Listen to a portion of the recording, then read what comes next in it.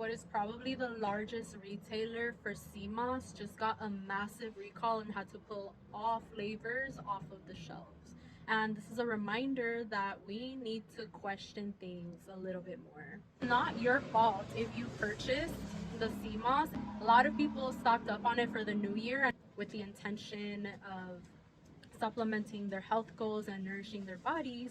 Yet now we're finding out that this product might be more harmful for your health than helpful, and that's not your fault. Like, it's so exhausting that we can't trust the companies that are on our shelves. What's the solution?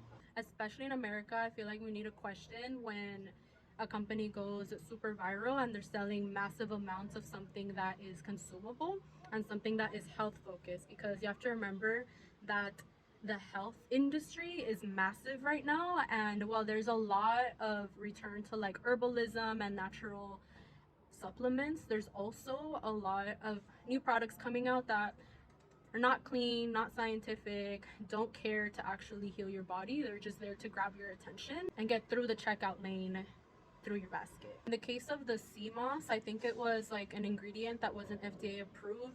I also heard that it was maybe very high levels of heavy metals. And to be honest, it's not surprising to me that this company, True CMOS, has issues simply because of the scale at which they're selling. Like, in my head, I just question how much of a pure quality product you can really ensure when you're selling thousands of units in a grocery store every day. For natural supplements, I always think about where does this come from? Things like the Shilajit, which is a mineral that is built up over hundreds, if not thousands of years in the mountains. When I see new companies coming out saying that they have a pure Shilajit product, I'm very concerned with the sustainability of that and like sourcing.